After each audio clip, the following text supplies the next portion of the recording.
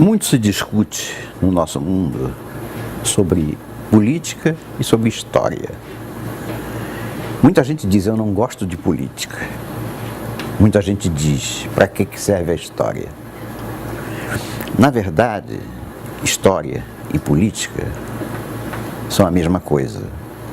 A diferença é o tempo. Porque nós estamos vivendo a política que será a história. E a história que hoje nós conhecemos, no tempo em que ocorreu, era política.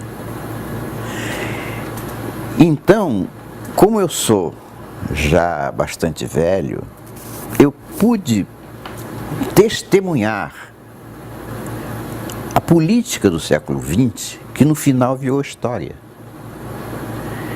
Então, para que se ter uma ideia do que foi a história do século XX, basta dizer o seguinte: o século XX tem um divisor de águas na Segunda Guerra Mundial. O mundo era um até a Segunda Guerra Mundial e virou outro depois da Segunda Guerra Mundial. Antes, o mundo era pré-histórico, era tudo devagar, era tudo pacífico, entre aspas, mas era o homem na Idade da Pedra. A Segunda Guerra Mundial é que trouxe uma exponencial de desenvolvimento tecnológico que é responsável por tudo isso que a gente vive hoje.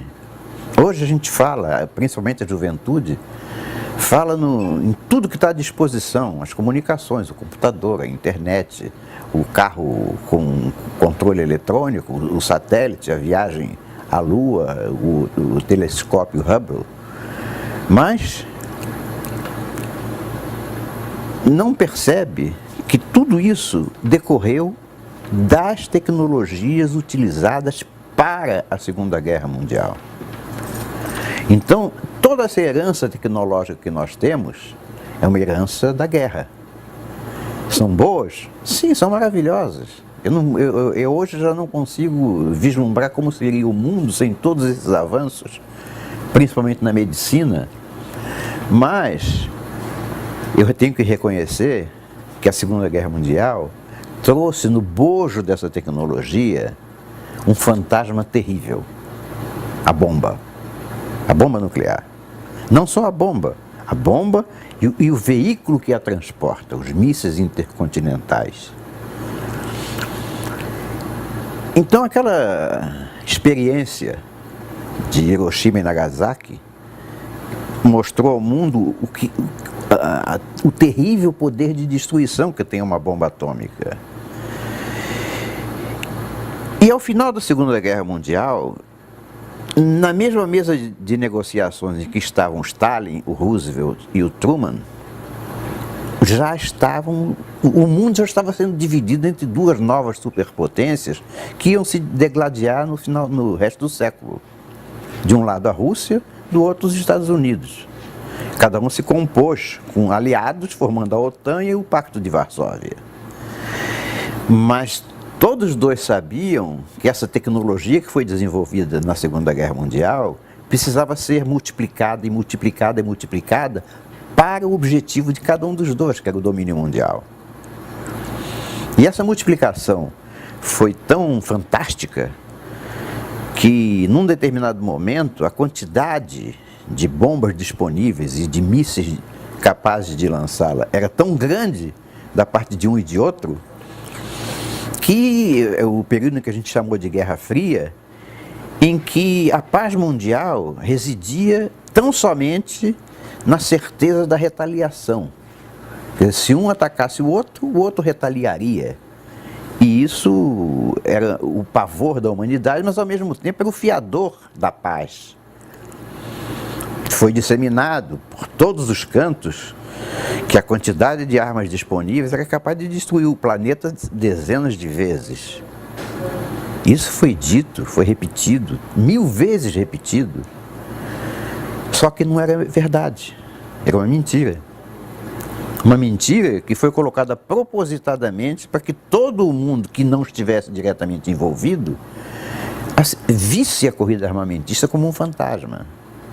Na verdade, nenhum dos dois oponentes, em momento algum, esqueceu do poder que desejava conquistar.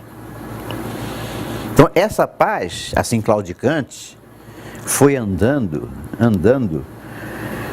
e a disseminação de que o planeta seria destruído omitia um fato importantíssimo. É que as atmosferas do hemisfério norte e do hemisfério sul não se misturam jamais. O vento que venta lá não venta cá.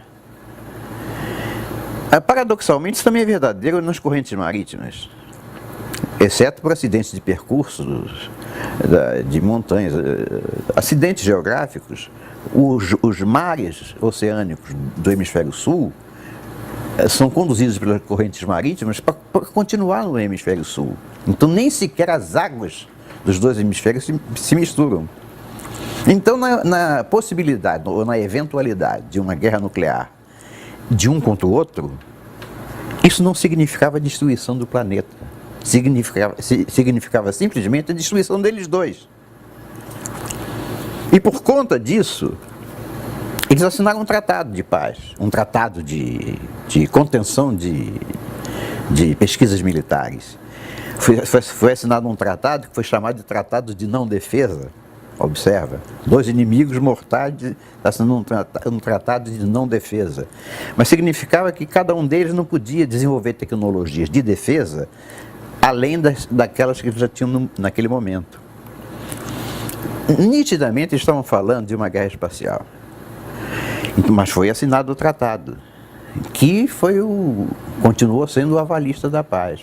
Mas todos os dois de olho no hemisfério sul para procurar aqui as zonas de retaguarda que seriam necessárias para, na eventualidade de uma contaminação no hemisfério norte, terem de onde tirar a sobrevivência.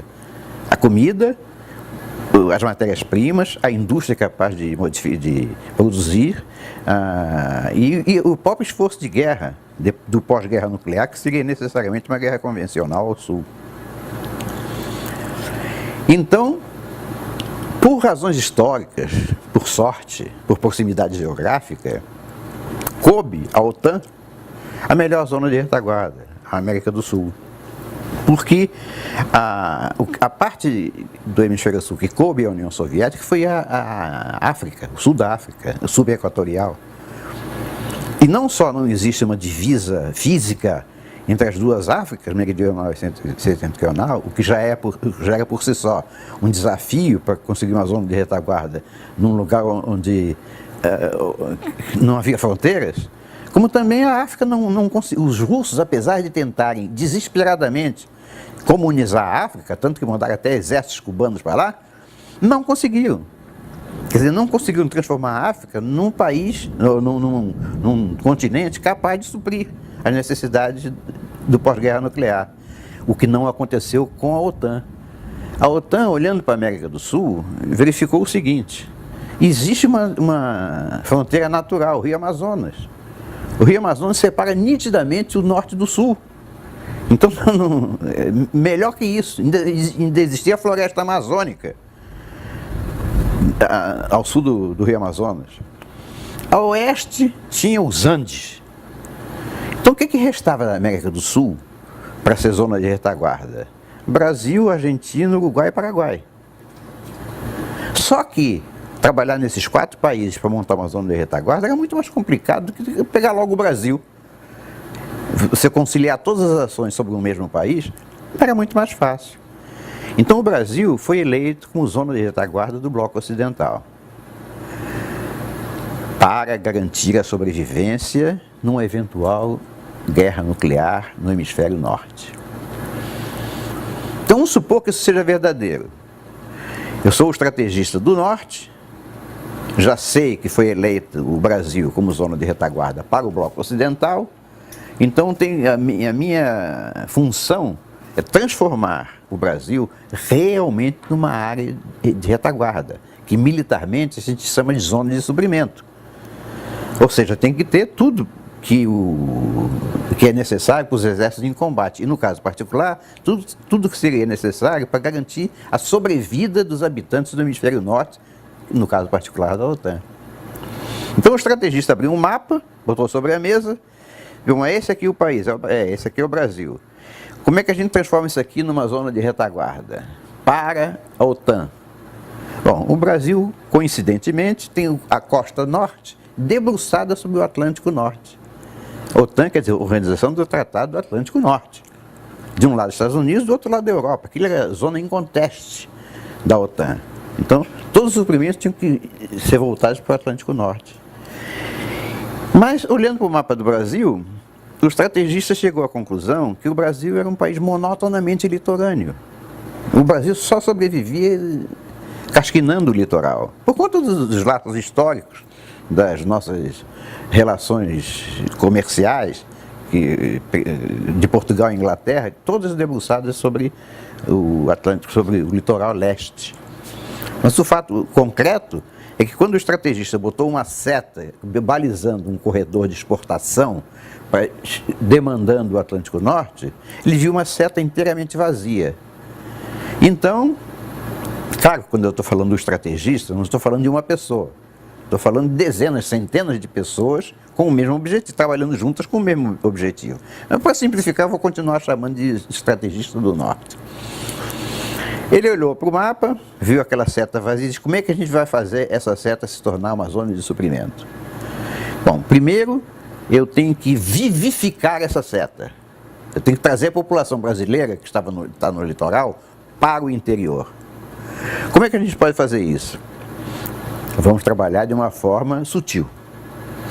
A gente não pode invadir o Brasil e colocar ordem na política do Brasil. Nós temos que fazer isso de uma forma sutil. O que existe no Brasil para vivificar essa região, já como políticas necessárias, mas nunca conseguidas por falta de recursos? Bom, para começar, a interiorização da capital do Brasil, Brasília, está na Constituição brasileira desde 1904. Então, vamos concretizar, está aí, bota a capital do Brasil lá no centro do país, lá em Goiás. Aí toda a malha rodoviária nacional vai convergir para a capital. Então é isso, bota aí, Brasília. Bom, então isso já está na Constituição, já.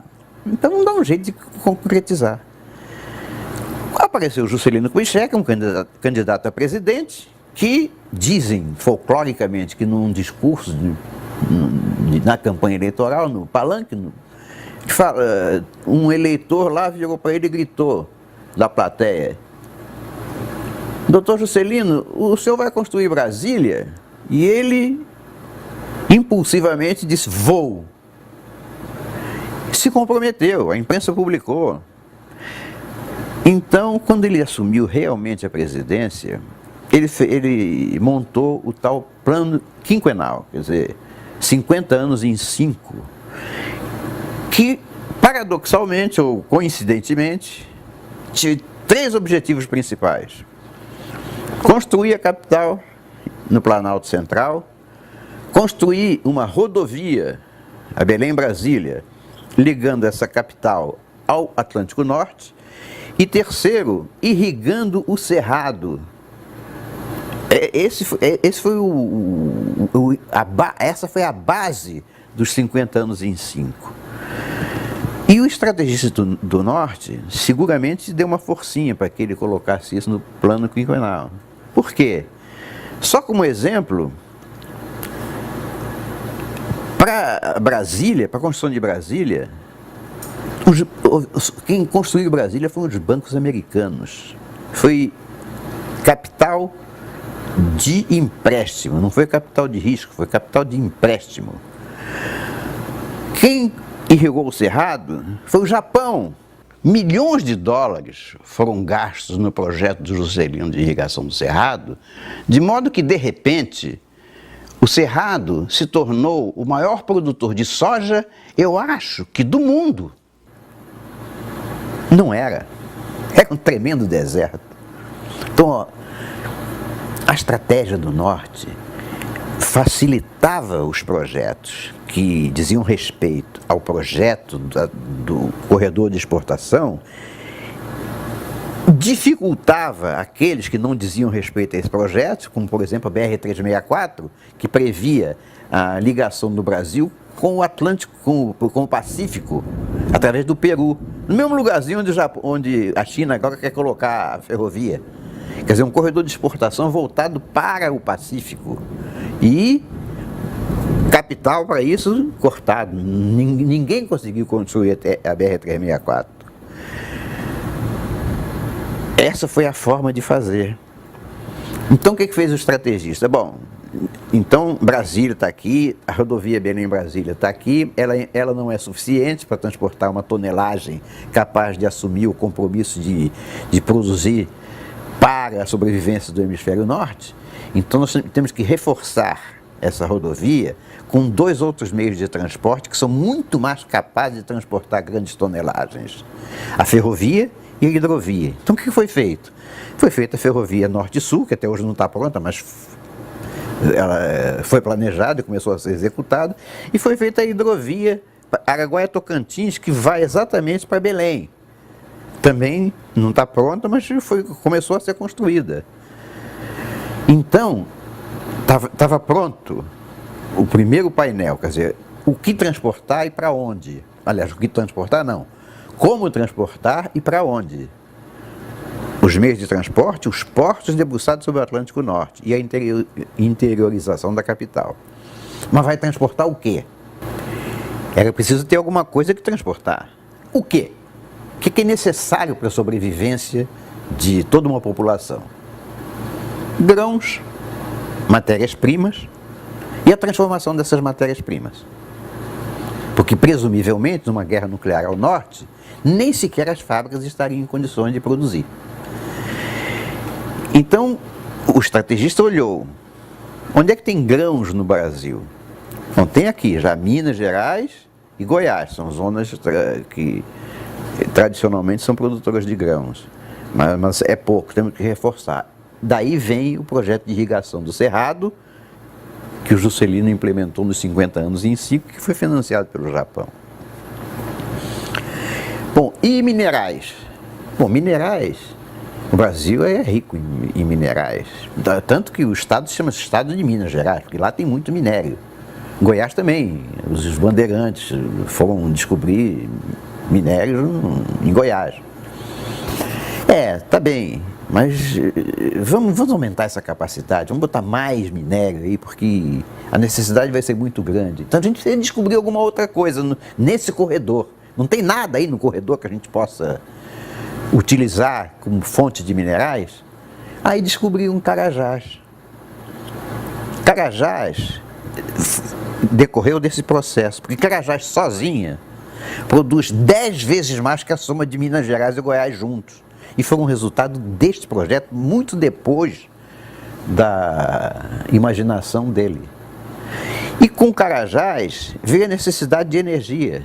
Então fizeram Tucuruí e fizeram a ferrovia de Carajás até São Luís. E essa ferrovia, que foi feita pela Vale do Rio Doce, de Carajás até o Porto de São Luís, ela se entronca exatamente com a ferrovia Norte-Sul, que sai de Açailândia, perto de Brasília, e vai pegar a Carajás lá no norte, para acabar no Porto de São Luís. Tudo coincidência. Mas, então pronto, então já temos minérios, já temos grãos, tá legal. Tudo isso vai ter que ser financiado. Financiado como? Capital de risco ou capital de empréstimo? Não, capital de risco não dá. Que vai ser muito difícil a gente conseguir investidores para investir aqui, acolá, tudo de forma coordenada. Como o Brasil sabe quais são as suas próprias necessidades, basta dar dinheiro ao Brasil que ele vai desenvolver o que a gente quer. Que dinheiro? Empréstimo. Porque dando capital de empréstimo, ele tem que produzir para poder pagar o empréstimo. E o plano é feito centralizadamente pelo governo. Então, quando você fala em hidrovia Araguaia-Tocantins, o camarada que vai bolar a hidrovia já sabe que tem que transportar grãos. Grãos da onde? Do Cerrado. Ah, e o cara de Carajás, ele tem que saber que ele vai pegar a ferrovia e vai para o Porto de São Luís. Isso não pode ser capital particular em tudo quanto é lugar, capital de risco. Tem que ser capital de empréstimo ao governo e o governo planejadamente organizar tudo isso. Exatamente assim que foi feito. Muito bem. Tá bem, então tá bem. Já temos o transporte, já temos os portos, já temos grãos, minérios, temos... E a indústria de transformação? Bom, isso não tem o que mexer. Não dá para mexer. A locomotiva industrial do país é São Paulo. Então não adianta querer botar em outro lugar. São Paulo está na seta, está no meio do corredor, está bem aqui no meridiano de Paranaguá. Então a gente só precisa reforçar as indústrias de São Paulo. Ver, primeiro, se lá tem todas as indústrias que a gente precisa. Se tiver, a gente tem que aplicar recursos, tecnologia para eles se desenvolverem mais, até porque a capacidade ociosa do Brasil é grande. Se não tiver essa indústria, a gente desenvolve. Então tá, então vamos botar São Paulo, indústrias, portanto transformação. Mas tem um problema. Qual é o problema? O problema é que essa zona de retaguarda, que os russos não terão, vai ser alvo de disputa, né? Então, há uma guerra nuclear lá no norte e os russos vão sair desesperadamente procurando comida e matéria-prima também. Então, o que é preciso para essa zona de retaguarda? Defesa. É preciso um plano de defesa da zona de retaguarda. Defesa como? Defesa por terra, mar e ar. Vamos falar de defesa aérea. Bom, defesa aérea é o seguinte: não se pode esperar que o Brasil tenha aviões a jato para confrontar um MiG russo, nem que os pilotos brasileiros tenham adestramento suficiente para confrontar um piloto russo. Então, quem vai defender o Brasil é a aviação da OTAN. No dia seguinte ao bombardeamento do norte, todos os porta-aviões da OTAN, aviões, tudo quanto é base, vem para o Brasil. Vão invadir o Brasil mesmo, transformar o Brasil em zona militar. Então o avião e o piloto são da OTAN? São. Então está pronto. Não está pronto, não está pronto. Porque não se faz defesa aérea sem controle de tráfego. É preciso ter um sistema de controle de tráfego aéreo. Porque o sistema de controle de tráfego aéreo, aqueles de radares que plotam os aviões, ele é fundamental para a aviação comercial. Como o Brasil vai crescer com tudo isso, ele vai querer um sistema de controle aéreo para grandes aeroportos, porque o Brasil vai se desenvolver. Sim, mas isso não adianta um sistema de controle aéreo civil para a defesa militar. Não, mas no Brasil tem uma estranha coincidência. É que quem comanda os dois processos é o Ministério da Aeronáutica. O Ministério da Aeronáutica tem a cargo de si a defesa aérea e a aviação civil. Então, quando a gente der recurso para fazer a defesa civil, o controle aéreo, os militares brasileiros não vão perder a chance de fazer o controle de defesa aérea junto, porque os equipamentos são os mesmos. O que muda é o software. Então tá. Então, vamos dar dinheiro. Quando deram dinheiro ao Brasil, deram dinheiro e aqui apareceu um negócio chamado SINDACTA. Sistema de controle e defesa aérea. Com bases em Brasília, Recife, Curitiba e Manaus. Essas 4 bases são capazes de monitorar todo o espaço aéreo brasileiro e mais de lambuja, todo o espaço aéreo da América do Sul. E os militares no poder, os militares com recursos, vão fazer a defesa aérea. Então tá, então SINDACTA está ótimo. E naval? E defesa naval? Bom, eu não tenho dúvida que a esquadra americana, ou a esquadra da OTAN, vai estar aqui nas nossas costas policiando, depois da guerra. Bom, então eles têm navios, têm marinheiros, têm tecnologia, tem tudo. Então está pronto. Não está pronto, não. Porque navio também fura pneu. É preciso ter uma base de recuperação dos navios, de reparos, de suprimentos. Puxa, isso o Brasil não tem.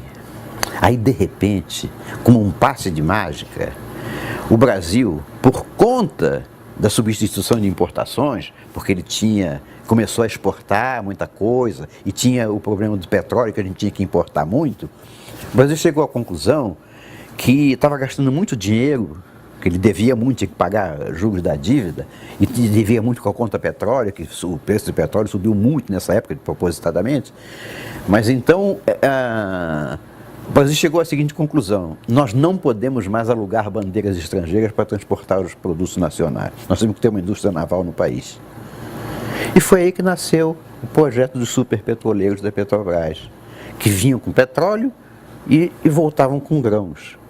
Só que para construir os superpetroleiros, você estava construindo navios gigantes. Então, os nossos estaleiros foram estaleiros gigantes. O Brasil passou a ser um importantíssimo construtor de navios. A indústria naval brasileira cresceu assustadoramente, passou a ser um grande exportador de navios.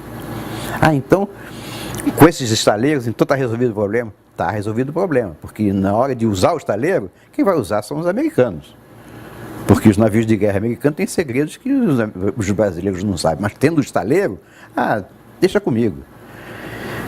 Então tá, a defesa naval tá. E a defesa terrestre? A defesa terrestre não tem problema, né? Porque pega os tanques americanos e leva para lá, míssil americano e tal, a defesa antiaérea.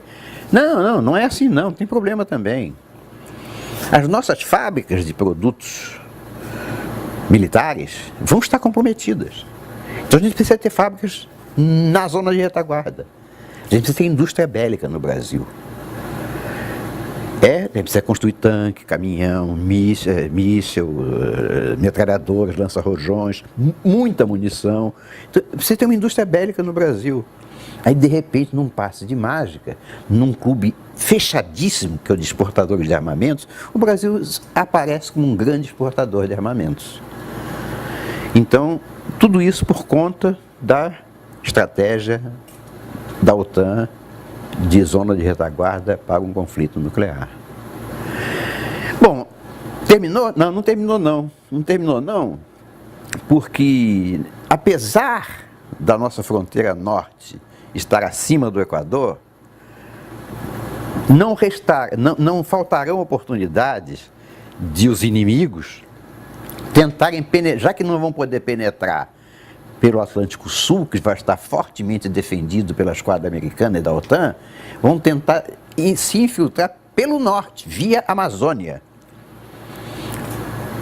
Pode ser, mas a gente também não precisa colocar um exército lá de prontidão, né? Não. Os meios tecnológicos de que dispõe um sistema militar hoje não depende da presença física, depende apenas do alerta a tempo útil. Então, como a floresta amazônica é um obstáculo terrível já normalmente, o inimigo que tentar se infiltrar por lá vai levar vários dias para chegar até o ponto de invadir a zona de retaguarda.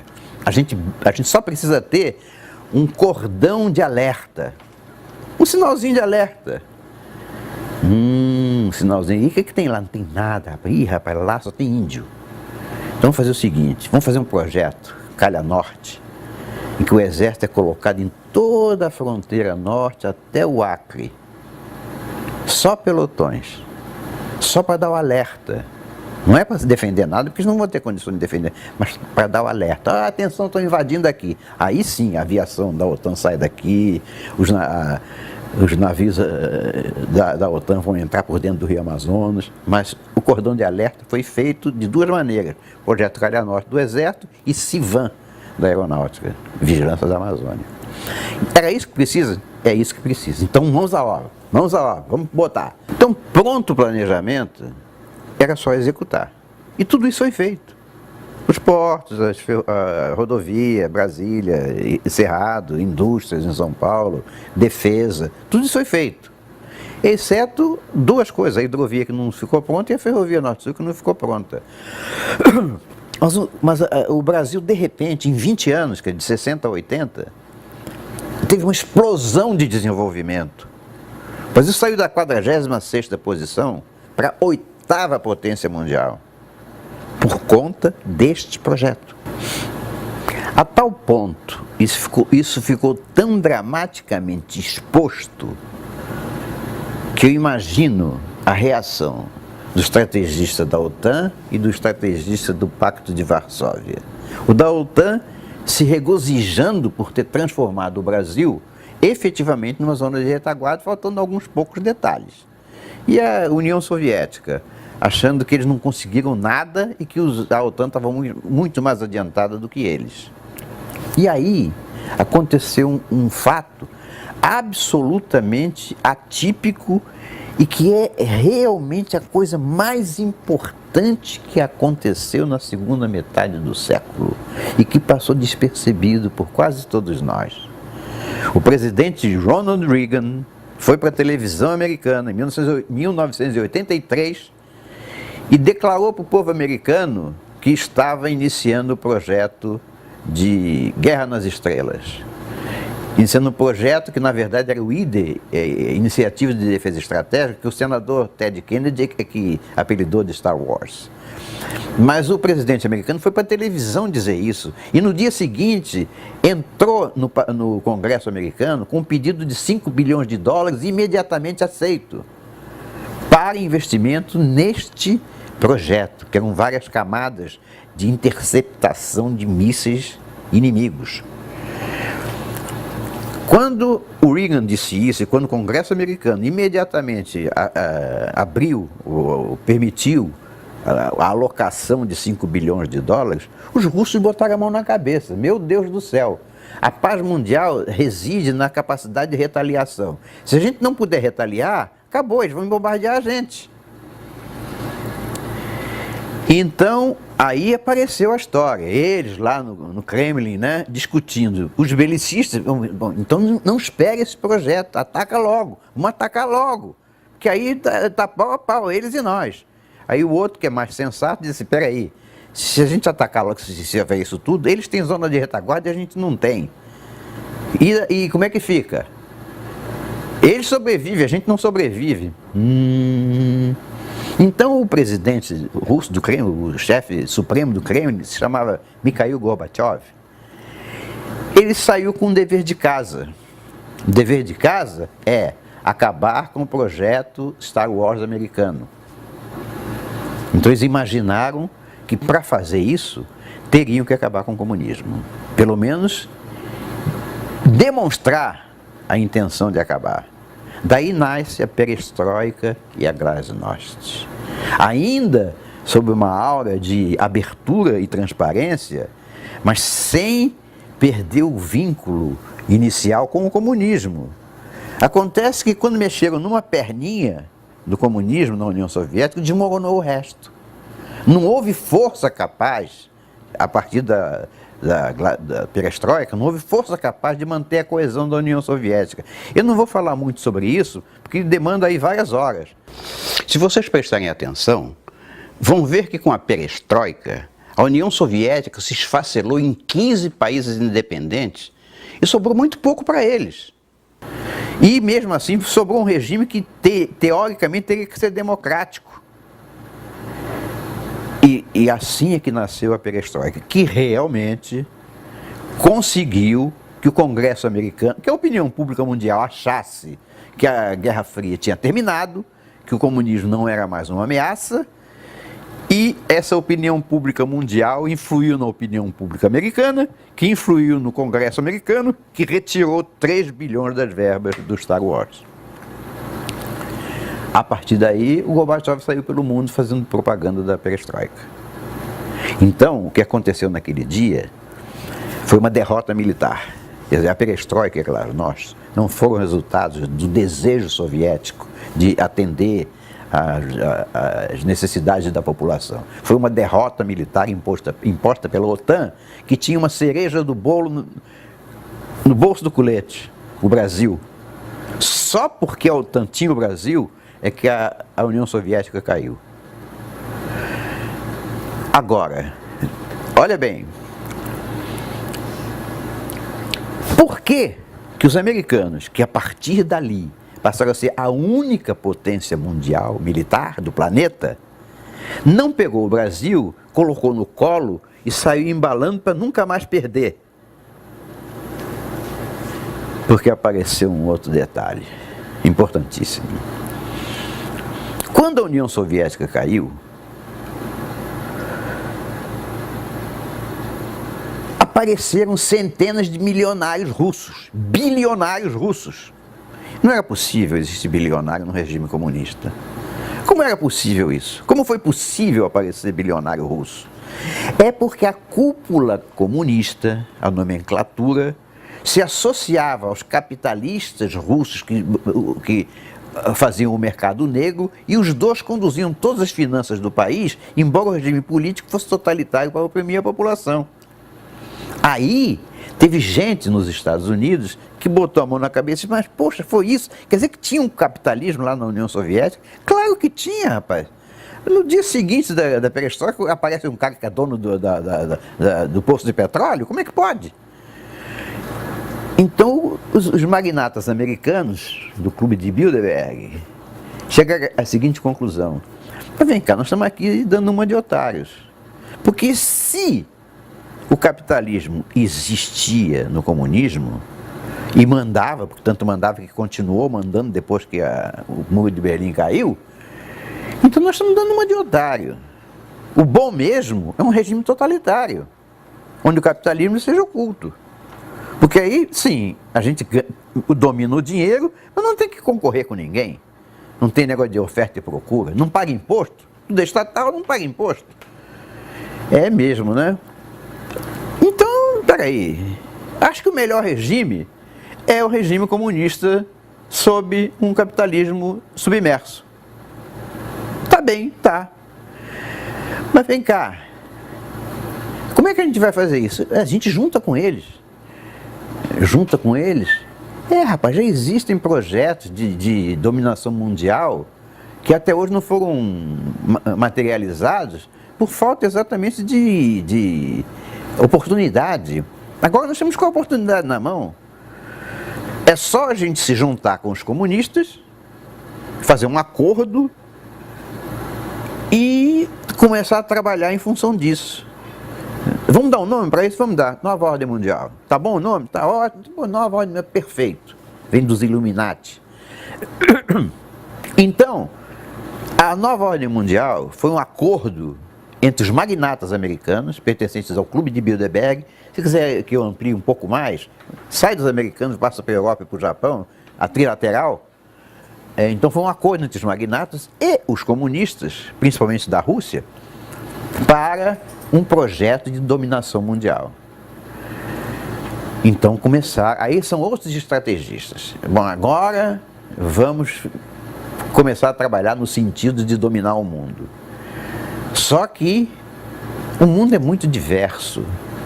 Tem cabeça para tudo quanto é lado, pensamento para tudo quanto é lado, filosofia para tudo quanto é lado. A gente precisa unificar isso.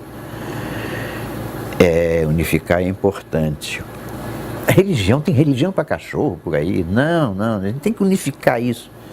Religião também precisa unificar, tem razão. Como é que a gente vai fazer isso? Vamos fazer o seguinte. A gente precisa montar uma cúpula que estabeleça uma constituição nossa, escondida, secreta, que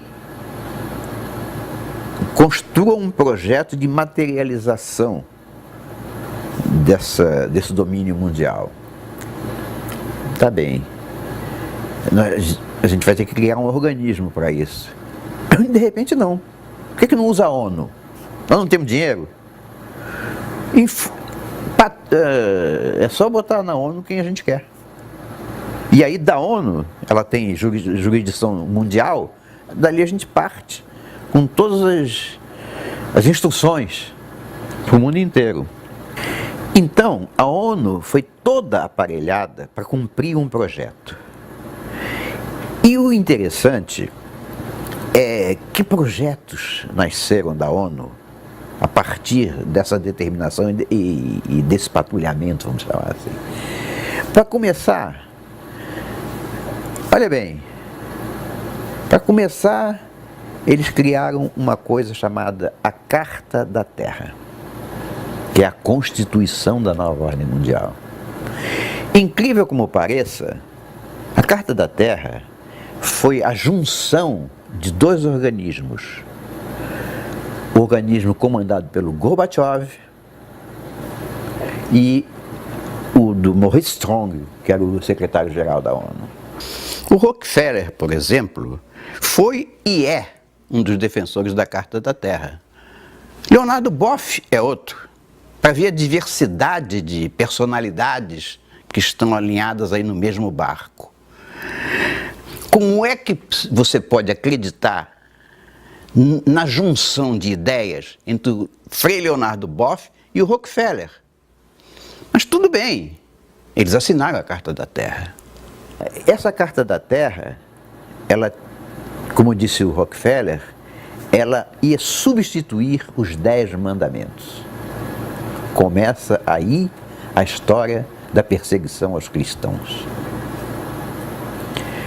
Então, a Carta da Terra tinha como objetivo substituir o nosso Deus onipotente pela Deus Terra, Deusa Terra, pelo planeta,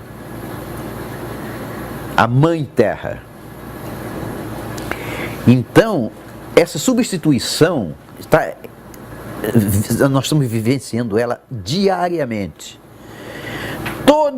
Todo o projeto ecológico advém exatamente da Carta da Terra. Quer dizer, foi um projeto feito, primeiro, para acolher as viúvas do comunismo.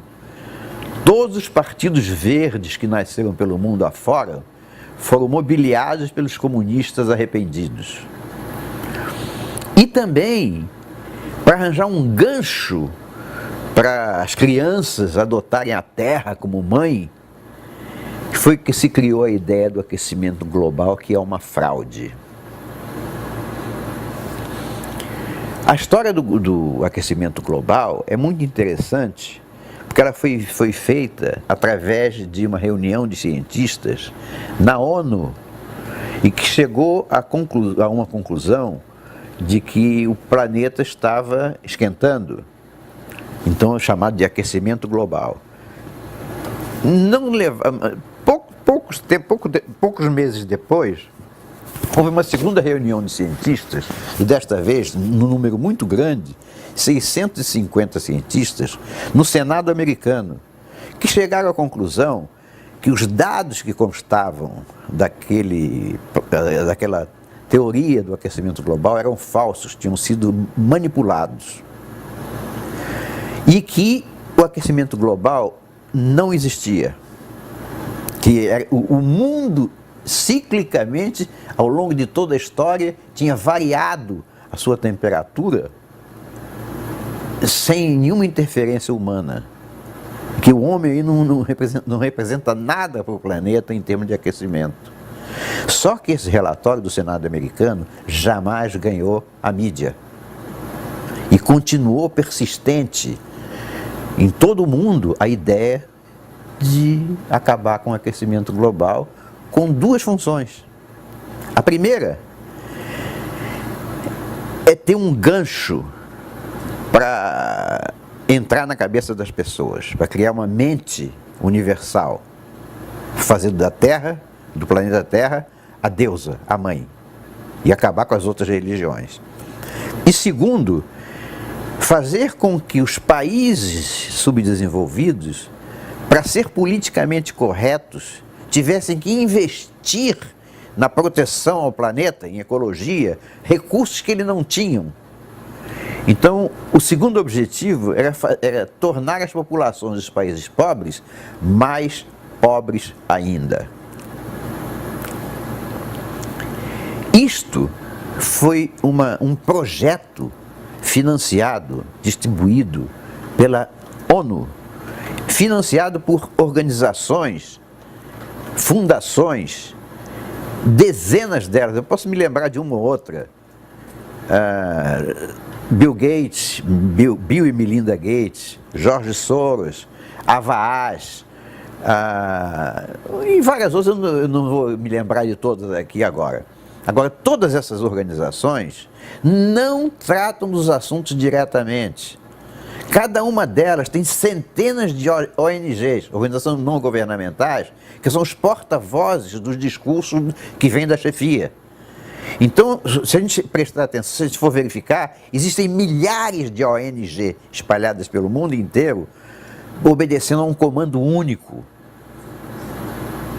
da nova ordem mundial, capitaneada pela ONU, que assim que a ordem mundial, a nova ordem, conseguisse dominar o planeta, a ONU seria descartada e substituída pelos cérebros que realmente estão por trás.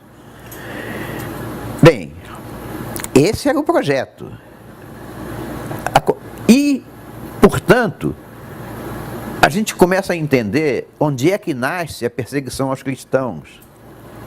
Porque de todas as religiões do mundo, a grande muralha que não conseguiu ser penetrada pelo comunismo, por vias diretas ou indiretas, foi a religião católica. E, por extensão, as religiões cristãs como um todo.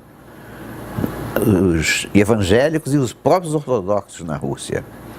Então, existe uma muralha, uma barreira que não foi conseguido, que os comunistas não conseguiram romper, mas tentaram terrivelmente, principalmente nos Estados Unidos, que o objetivo é destruir a sociedade judaico-cristã. Estamos falando dos Estados Unidos e Israel.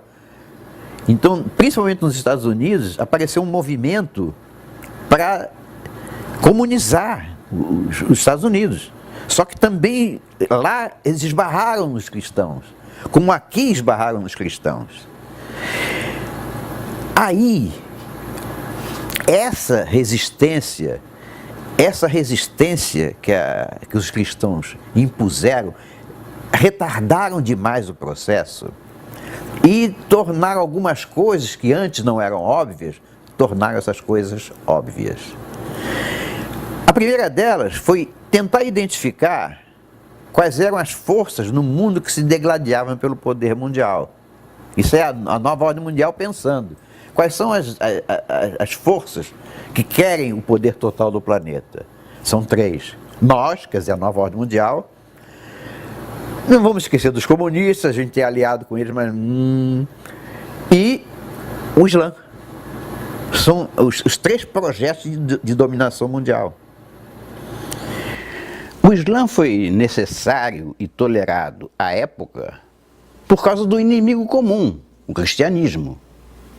Mas quando a nova ordem mundial percebeu que, primeiro, que a União Soviética, a Rússia, que já não era mais a União Soviética, que a Rússia ainda mantinha os resquícios de imperialismo do passado e que começou a botar o pé na Ucrânia, botar o pé na Crimeia e principalmente construir abrigos nucleares em pleno século XXI, foi isso mesmo que você ouviu. O maior abrigo antiatômico do mundo é nos Montes Urais na União Soviética, que terminou em 2014. Ou seja, se era para ter uma nova ordem mundial, em que os russos estavam combinados, para que abrigo atômico? Então isso botou uma pulga na camisola dos magnatas. Espera aí, de repente a gente está trabalhando para o bandido e vai ser depois guilhotinado. Para tudo. A religião católica, os cristãos, é que deram esse tempo, porque senão tudo tinha sido avassalado. Mas essa muralha foi que deu tempo para pensar nisso.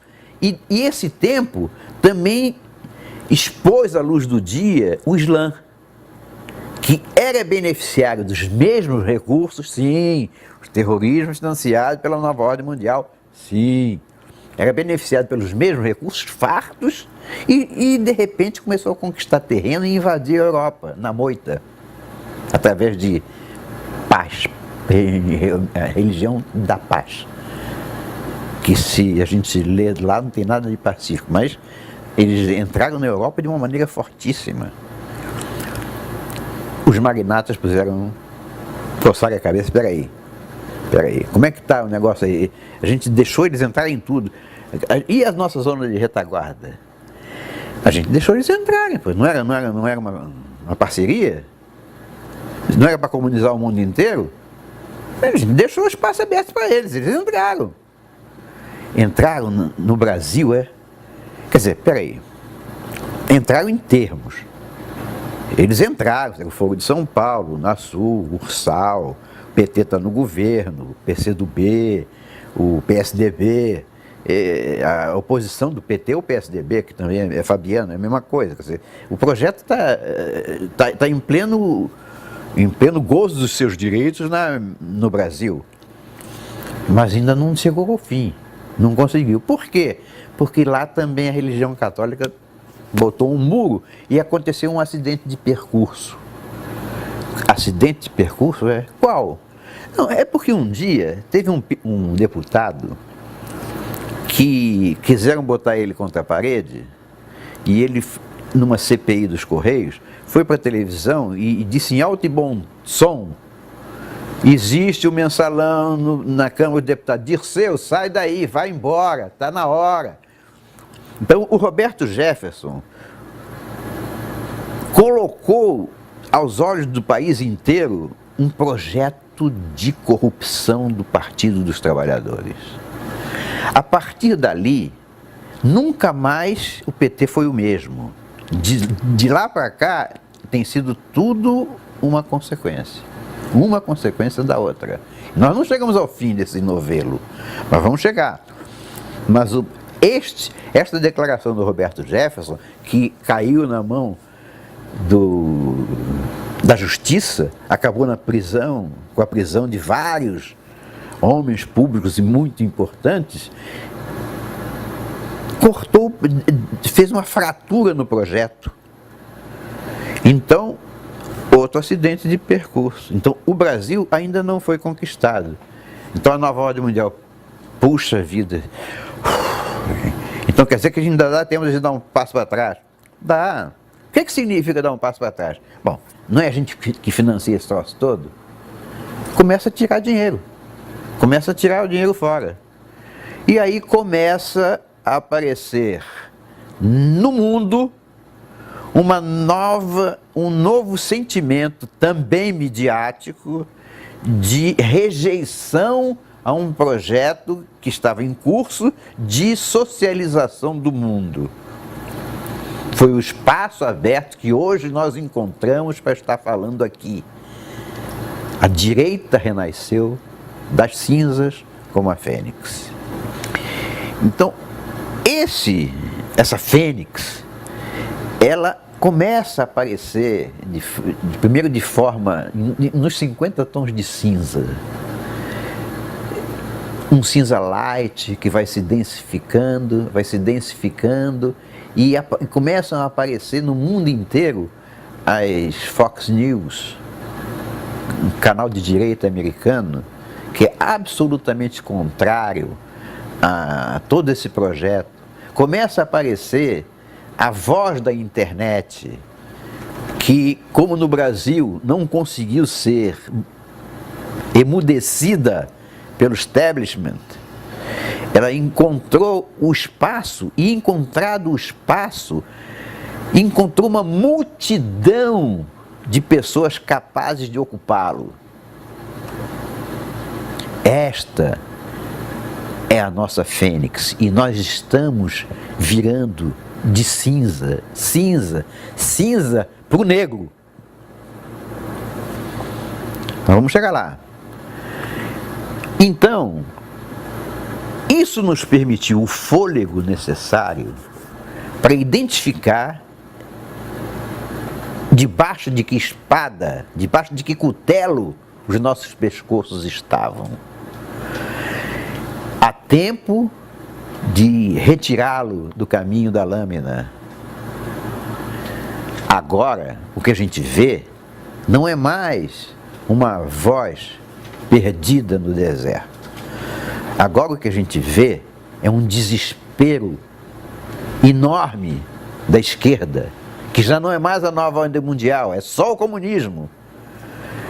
Um desespero enorme da esquerda de conquistar a maior quantidade de espaço possível num curto espaço de tempo.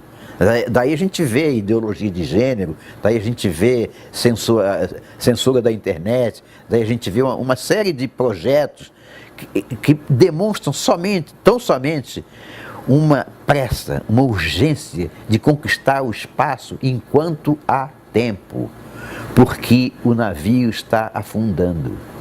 A única diferença agora entre nós e eles é que que, ou eu diria entre nós e o resto da população, é porque nós estivemos o tempo todo olhando para a tripulação do navio, nos preocupando com a corrupção do PT, com a prisão do Dirceu, com a possível prisão do Lula ou da Dilma.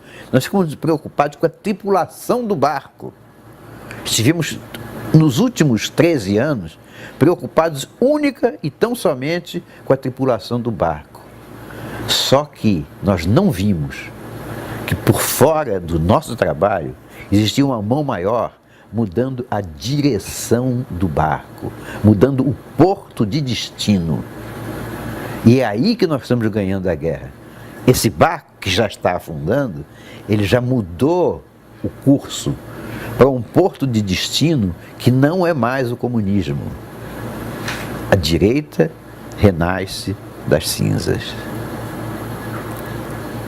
E quando eu falei em acidente de percurso, eu quero registrar o maior acidente de percurso que aconteceu a nível mundial.